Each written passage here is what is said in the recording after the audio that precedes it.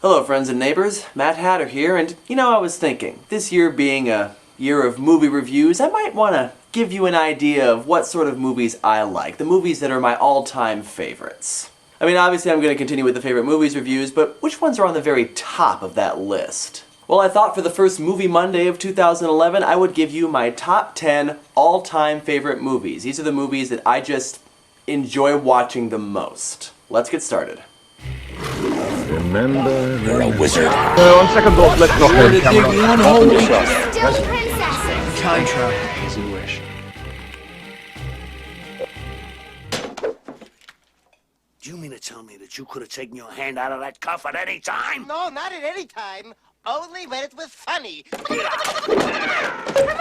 Eddie, raise your sense of humor. Screw Little Mermaid, this is what really kicked off the Disney Renaissance. This wasn't the first movie to combine animation and live action, but never had it been done so effectively.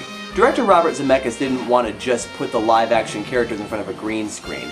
He wanted interaction between the characters, but more, he wanted the audience to honestly believe that the animated characters were there. And even more than 20 years later, this is still pretty impressive looking. In addition, the characters are fun and it's a compelling story. Bob Hoskins and Christopher Lloyd are, of course, wonderful, and Roger Rabbit seems to epitomize every cartoon character ever written. And of course, it's funny as hell, which is the whole point of the story in general. And perhaps more importantly, it doesn't push bullshit morals or feature crappy, underdeveloped characters, like some other animated films credited with starting the Disney Renaissance. Not that we're mentioning any names. Who Framed Roger Rabbit? Because sometimes, you just gotta laugh.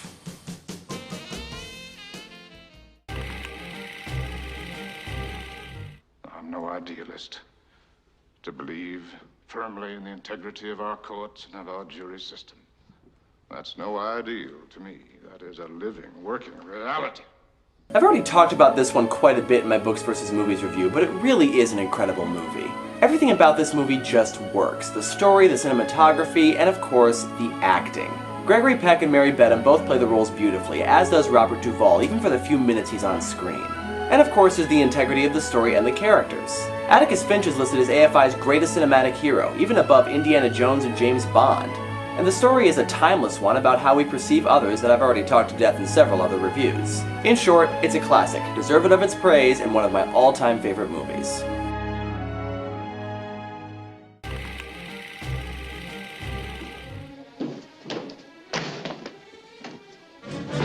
Leslie will lose, your automobile will lose, I will win! He jumped.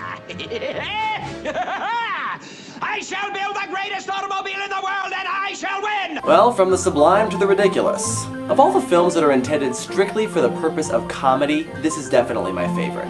If you're unfamiliar with the story, it's pretty straightforward. Two rival daredevils design automobiles and race each other from New York to Paris. Yes, from New York to Paris. Tony Curtis plays the great Leslie, who is everything good and wonderful in the world, and Jack Lemmon plays his rival, Professor Fate, who is... not. And from there, it's just laugh after laugh. This movie is absolutely hilarious, and the scope is huge.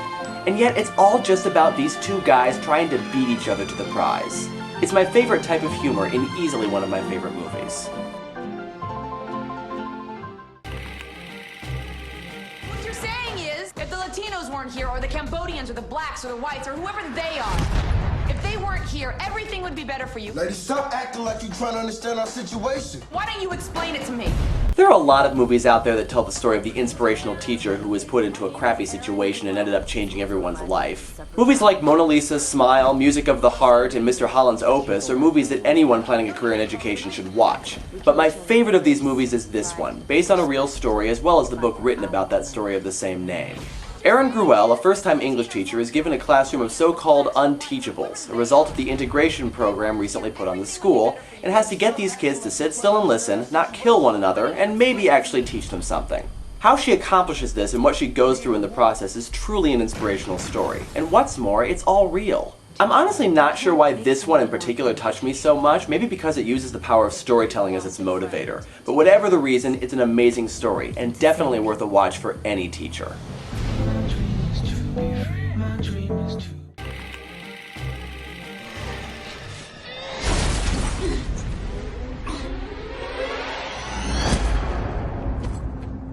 What is your name?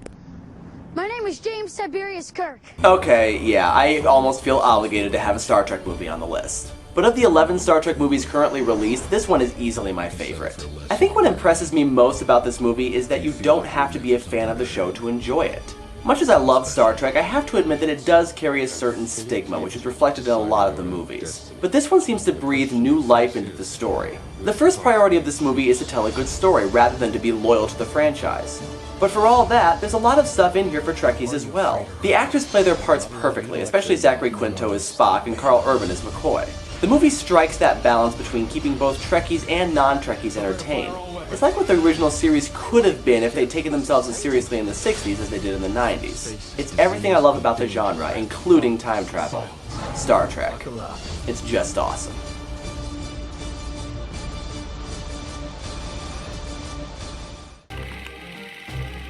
What would happen if I called Sydney Wade and asked her to be my date at the state dinner on Thursday evening? You're not serious. Don't I sound serious? The president can't just go out on a date. Well, why not? Jefferson did, Wilson did. The first of 2 Rob Reiner films on this list, The American President is, to me, everything a romantic comedy should be. That is, it has the romance and the laughs, of course, but it also has substance, and there's a drive behind it other than the gushy stuff. It's the story of a widower president who falls in love with an environmental lobbyist and starts dating her. As you can expect, this raises an almighty uproar in the press, which the administration then has to try to control while attempting to pass both a crime bill and an environmental bill through Congress. The story is written by Aaron Sorkin, who would later go on to create the Emmy Award-winning show The West Wing, which also takes us behind the scenes of the White House. Aaron Sorkin also wrote last year's movie, The Social Network. Sorkin loves stories that take place behind the scenes, as well as showing us the many facets of a person's personality, and this movie does that. And of course, his dialogue is absolutely brilliant. It's witty, fast-paced, and just so wonderfully conceived. I've said previously that Sorkin is my absolute favorite screenwriter, so it makes sense that he would write one of my all-time favorite movies.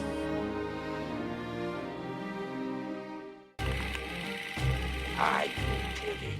Fencing, fighting, torture, revenge, giants, monsters, chases, escapes, true love, miracles.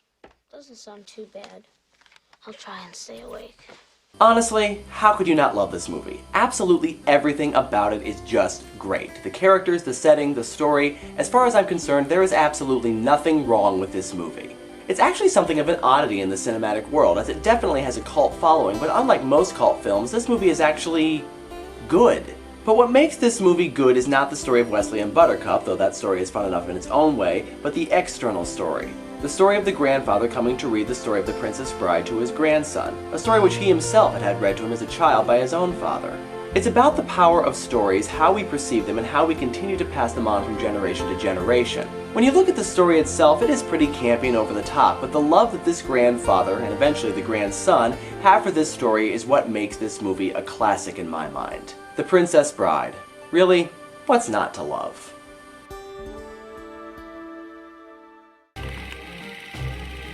Wife killing banker. Why'd you do it? I didn't, since you asked. You gonna fit right in. Everybody in here is innocent. Did you know that? This is honestly the only movie that's actually made me want to read a Stephen King story. The story of 2 prisoners who form a friendship in the hellhole that is Shawshank is beautifully told. Morgan Freeman is of course brilliant, and Tim Robbins brings a wonderful performance as the wrongly accused Andy Dufresne, the sole voice of hope in a place where hope is in scarce supply. The way he continues to not only survive, but thrive in this place is inspiring, and the redemption portion, once you get to it, is just brilliant. Plus, the movie was filmed about 20 miles from the house where I grew up. That's right, Shawshank is actually the Mansfield Penitentiary in Mansfield, Ohio. Now that's pretty cool. You might be discouraged by the fact that it's a prison drama, but remember that the prison is just a location, not the focus of the story. Trust me when I say that this movie is well worth seeing.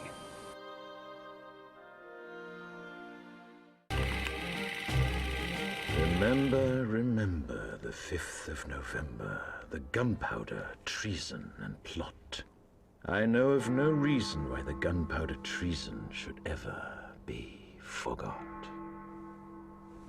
Another film I've talked to death already, both with a movie review and a books versus movies review, but everything I said then still stands. This is a great movie. The acting, the writing, the direction, the movie continues to inspire, stimulate, and entertain. In short, it does everything a good story should do. Of all the things that I love about this movie, there are still two that stand out to me.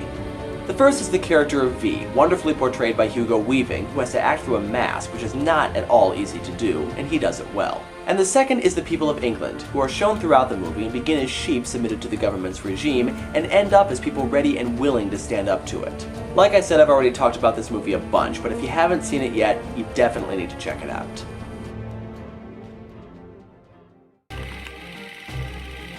Are you telling me that you built a time machine? Out of a DeLorean? The way I see it, if you're gonna build a time machine into a car, why not do it with some style? Besides, the stainless steel construction made the flux dispersal. Look out!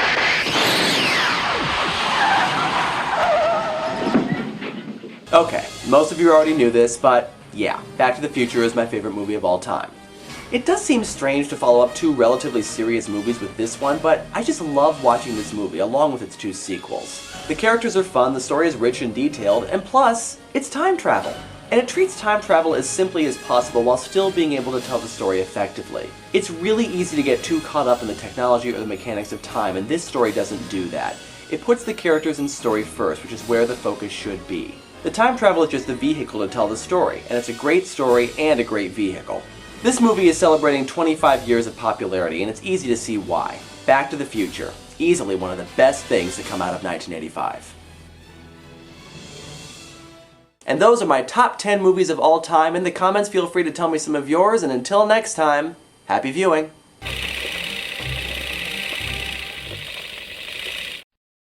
Oh, yeah, and I should probably also mention, I hit 1,000 subscribers. Actually, while I was writing the script for this, so, yay. Thanks all.